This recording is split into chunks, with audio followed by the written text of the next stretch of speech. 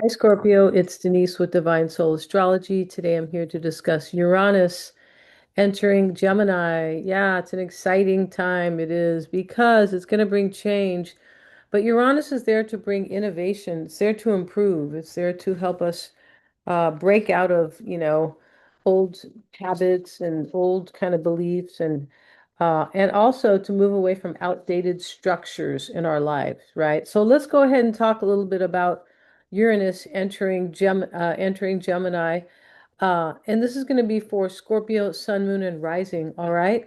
So change is definitely in the air because why? Because Gemini is an air sign, right? During Uranus's stay in Gemini, which starts April 26th, it will be at 8:51 Universal Time. Yeah, I'm not used to saying that. You can tell. Usually I'm kind of stating the local time. And, if you're local here in California or on the West Coast, it will be at 1:51 p.m. So it's going to stay there until May of 2033, except for a short kind of ingression into Cancer, but it'll go back to Gemini. So, it's a 7 year, transit, right? But Uranus is a lightning bolt and it's electric. It's sudden change, innovation, liberation, and much more. Uranus disrupts, liberates, and will leave us permanently changed. Uranus wants to remove outdated structures.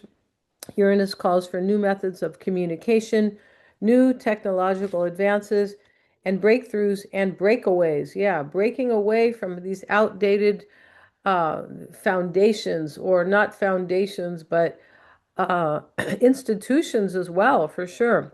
So Uranus will be in Gemini, the sign of communication, ideas, goals, and skills. This is the mental house, right? The house where we process information.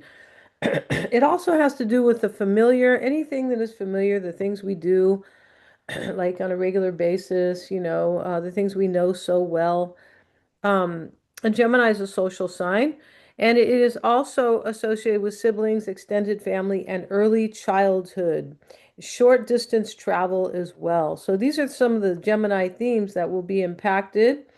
But we're going to talk about what house it falls in for you, right?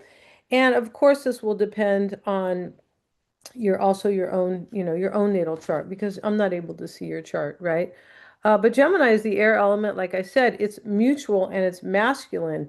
So it's powerful, right? It's able to adapt and it is masculine. So, and Uranus is that lightning bolt that will definitely, we're going to feel the power of Uranus. We are. Let me just adjust this computer a little bit. All right. So we could see change in air travel, wind technology, aeronautics, computer technology, and AI, right? We're likely going to enjoy new inventions, better, upgraded devices and things like that. And faster and more efficient electronics for sure. The way we communicate with others, especially those who live at a distance, that will be upgraded as well. And so the method that we use to exchange ideas as well, because Gemini it is about exchanging ideas as well. It's about communication, right? So, that will see upgrades as well. And the collective paradigms around the world will shift. Yes, they will. So that's going to be interesting. It is. Um, and Uranus will encourage independence and the freedom to break away from conventional or traditional limitations. The last time Uranus was in Gemini was in 1941 to 49, and Uranus has a sudden and unexpected quality to it. So on December the 7th, 1941, Japan attacked Pearl Harbor in Hawaii here in the United States. It was a surprise attack. And that is the key word for Uranus, surprise and unexpected. So this makes us wonder what Uranus will be up to in the next 7 years. All right. So let's see for you, Scorpio. As I mentioned, this is for Scorpio, Sun, Moon, and Rising. And so Uranus moves into Gemini, into your eighth house of power and transformation. You feel really comfortable in this house. You do, Scorpio, because that is your house in the natural chart. So this is the house of transformation, It's also about psychic abilities. It is a very psychological house where things are hidden. Not necessarily, somebody hides something, but things are hidden in our psyche. It can be about secrets, though, and that is about people hiding things from us. It sure is. Um, and also, it is the house of crises as well. Yeah. And the eighth house is also intimate relationships and shared wealth. And that can be joint finances, shared resources, things like that as well. Very psychological house there, right? Because you are a psychological sign because you're a water sign. So, and also, this is the house of psychic ability. And did I mention that? I'm not sure, but it sure is. Lifting the veil. That's why a lot of Scorpios are so intuitive and psychic and things like that. Yes. And some of them are psychologists and, um, psychoanalysts, right? Hypnotherapy, all these kind of things, right? Yeah, it is the house of the occult too. So that can be like things that we want to study, right? We might want to, the occult astrology is considered the occult. I believe it is, right? So here we have, um, and Mercury, the ruler of Uranus. So here's Uranus. Let me get the pen out here. So I can kind of graffiti this here. And where are you, Scorpio? You are, let me move this out of the way because this is kind of in the way here. Um, and here you are, right here. Okay. So this is you. And, Mercury is the ruler of Uranus because it's in Gemini. So we also have Mercury rules your eighth house and it rules your 11th house of the future. So if this is the house of transformation and Mercury rules in Virgo, also rules because they share rulers, the house of the future, you could really be experiencing change, right? Big time. And that's what Uranus is trying to bring all of us. Change, but innovation, right? Yeah. And a freeing. Uranus can be considered the rebel planet, right? Comes in kind of like the tower in tarot, but comes in and shakes things up and nothing's the same. And now you can step into your freedom, your independence, and really do what you want. That's what Uranus wants. Uranus wants you to be authentic. It is. It's about authenticity as well.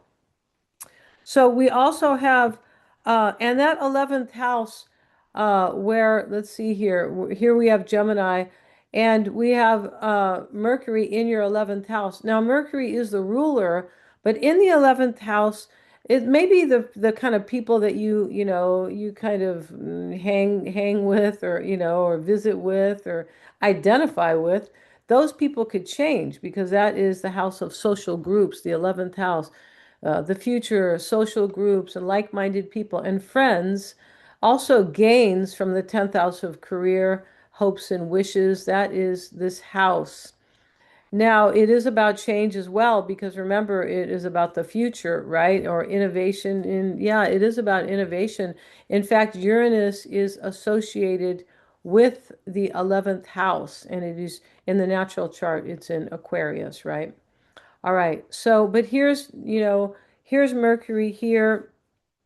And so, the Mercury is here to help us process our thoughts. It really wants us to be smart, right? And it's next to Mars, your ruling planet. So Mars is there. Mercury and Mars are buddy buddy there. They're in a conjunction, and Mercury is saying, "Well, I've been thinking about this, and I want to do this now." And Mars says, "Yeah, I'm going to do it." Or Mars says, "Okay." In fact, Mercury would probably be the brains for Mars here. Mars is the will to act, right? Mars doesn't, it's not about thinking, not really. It's more about acting. And so that would be, since this is your ruler, but Mars also rules Aries. So it is it's either exalted or I forget here, but it is very powerful here, the exact term, because it's in its home sign. Yes. All right. So here we have Mars in Aries, and so very powerful. And Mercury is also powerful because we have Uranus entering Gemini, right? Mercury is the ruler of Gemini, and so Mercury's powerful here. I believe it is. So we have that conjunction there. And so let me turn this off for a minute. And now we have Mercury. Let's continue with Mercury here while we're on the subject, right? And so Mercury is trining. Yeah, it's interesting here. Mercury is actually in your sixth house, I beg your pardon, of it rules your eighth house of transformation and your 11th house in Virgo of the future and like-minded friends and all that, but is actually Mercury is in the sixth house. I beg your pardon. So the sixth house is our daily affairs. It's what we do every day that makes our life work. We go to work, we take care of our health. It can be about like health and wellness in terms of, maybe you're eating different food, right? I mean, that's the sixth house. But the sixth house is the daily practical responsibilities and obligations that we need to take care of, all right? So here we have Mercury in your sixth house, and it is actually squaring Jupiter here. So there's something you want different here that is about your lifestyle in general, or maybe it can also have to do with your health or wellness. I like to say wellness because people might think, what are you talking about, my health, right? But it can be about work as well. So that's the sixth house. Now it's squaring Jupiter. Jupiter is in your ninth house of higher purpose. So yeah, so what we have here is there's a challenge here for you to step into your higher purpose and possibly do, this is the house of work here, but do something here that is supporting your growth and your expansion. And it wants you to see the big picture. And that's why Uranus is showing up here in your eighth house of transformation, right? The Uranus is trying to bring growth and innovation, really. That's what it's about. So we have that square there, and Jupiter is in Cancer, so this is exalted here. So this is powerful and really clear. Yeah, you could be gaining some wisdom here, major wisdom and expansion and growth if you let something end or if you are able to, or not able, but maybe you just allow some type of transformation. We can also say regeneration if, sometimes we don't want to just end something, we want to change. And then we have as well, Scorpio, we have Venus is supporting Uranus, and Venus here is also ruling your 12th house. It rules your seventh house of relationships. Yeah, and it rules your 12th house of ending. So Venus is here supporting this transformation. Whatever this is in the eighth house I was talking about, right? Eighth house theme. Venus is there supporting that. It is likely transformation. It really is. And so, but Venus is there supporting you. And maybe this is a change in your relationships, right? Because this is your seventh house right here. Right here is your seventh house where Venus is. Right here's Taurus. Taurus and Libra share the rulership of, or under the rulership of Venus rather. But here is Venus rules your seventh house of relationships, and it also rules your 12th. So there could be, and Venus is supporting this change, this innovation, this maybe even rebellion or this independence that you will, or freedom, something like that, right? And Uranus can just bring it to us. It usually brings whatever change or innovation or kind of freedom it's trying to create, though. It usually comes by way of instability or things are feeling that they're shaky, they're all shaken up, and it can come that way. So but Venus is here supporting, and so it could be something like that. This can be about money as well. Venus also represents money. It represents your seventh house. Taurus is a money sign, and your 12th house is in Libra about love, right? Or creating balance in your life. So maybe there's something going on there where you are trying to create some type of balance or harmony in your life because your sixth house here, where Mercury sits, the ruler of Uranus, and your Mars, your natal Mars, are in your sixth house of everyday practical affairs or lifestyle. All right. So there could definitely be something going on there for you. All right, let's see here. We talked about natal Mars, and I just get off, I forget about the notes here, and then I kind of get off track here. Um, yeah, and yeah, Mars rules your house of self. So that's why this Mars and this Mercury together are, in your sixth house of daily affairs or work or health, right? This is where we try to make our life better, right? We want good health. We need a job. Most of us need, work and, and our daily life and, our routines every day. So, you really, excuse me, want something to really change, right? And there is an inconjunct here, a quincunx, we call that. Oops. Um, yeah, so it is from the IC and it is in this chart, but it is from in this particular, transit chart of Uranus, but it's from your sign. And so basically there's some type of it's either a misunderstanding or an adjustment that you need to make with the quincunx. And that's what you look like you're doing here. You look like you're making some major adjustment in your life. That's how it looks here. All right. And remember, keep in mind that, Uranus's transit is 7 years. So this might not, bam, you might not feel it. One day you could have a spiritual, like an awakening or a breakthrough, right? It can be spiritual where one day, especially you, Scorpio, because, you rule the eighth house of psychic ability, right? So, you could have one of these breakthroughs where you're like, this something needs to change here, right? So it might not be at the beginning of the transit is all I'm saying. It could be. But I'm coming back to, I will be back to kind of update because the transits are going to change. Everything else will change while Uranus is, kind of has its transit for 7 years. All this will be different in 2 months, right? Or even, even the next month, right? The sun will move into Gemini. Um, yeah, toward the end of May. So yeah, so let's see what else we have. You could be breaking away from someone or something.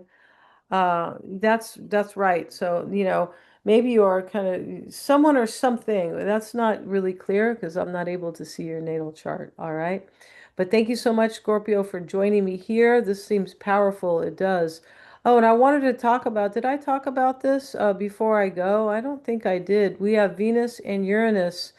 Sorry about that. Trining Pluto. This is your modern ruler, Pluto. And so Pluto sits in your fourth house of home and family and emotional needs, right? It can be the house where you live or, your domain, but we have Venus here, um, right, which is ruling your seventh house of relationships and your 12th house of endings. But Venus is here, and this is also a hidden house here, but uh, right? And so this is in Libra because you can't see it right now. Let me refresh this. But we see Venus trining and Uranus trining Pluto. So, this here is in your fourth house of emotional needs. You're doing something here to kind of, or changing something in your life for your well-being. But you could be for your emotional well-being, or if you're not changing it yourself, Uranus will do it for you, right? That's kind of the whole idea of Uranus. It says, okay, you're not ready for change. Well, it's necessary. Bam, right? So there's something here that is changing. You're becoming more powerful. You will during this transit. You will become more powerful. Your emotional mind, right? This is the fourth house is the mind-body connection as well. And so, you may be coming, there's something going on there, right? And, Venus is about how you take care of yourself too. It's your self-worth, especially under Taurus. So, you could be feeling like, well, I can take better care of myself or something like that. Or, and, this change too can really kind of improve your self-esteem because Venus is connected to money, love, and our self-worth as well, our well-being, right? And so there could be a big change here, and Pluto is the regeneration for you or the transformation, right? And so Uranus is doing it too. This is a major transformation, either with home and family. It could be your perspective on home and family, Scorpio. Like, well, I don't need to be married now anymore. I'm fine just to be single. or not single, but I'm fine to maybe live with somebody. Maybe your perspective on home and family is different, or relationships even, because Venus is here, and that is about that as well. All right. Um, and you could be also, this is the eighth house of transformation where Uranus and Venus sit. This can be about your money. You might want to make more money, or, maybe, because Venus is related to the money that we earn as well.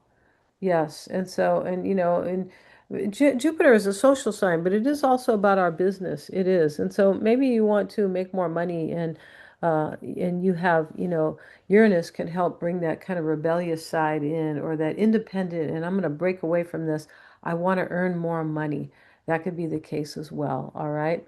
Thank you so much for joining me here, Scorpio. If you'd like a reading with me, check out my description box, check out my website rather, and I'm lowering prices. So if you see, oh, that looks a little high or whatever, you email me. I haven't gotten around to doing it yet. I've been, I've had other priorities, but I will. So if you want a reading, they're all helped. They are all, excuse me, geared to help us grow and transform and reach this North Node over here, which is our higher self and our higher purpose and our true potential. That's really what the chart is trying to show us. It gives us the tools too. The natal chart, not this one is helping too, but nothing like your natal chart could ever do. All right. So, and hit the little bell, like, share, and subscribe. Hit the little bell, please, and you'll be notified of my next upload. So thank you so much, Scorpio, for joining me here today, and have a great day.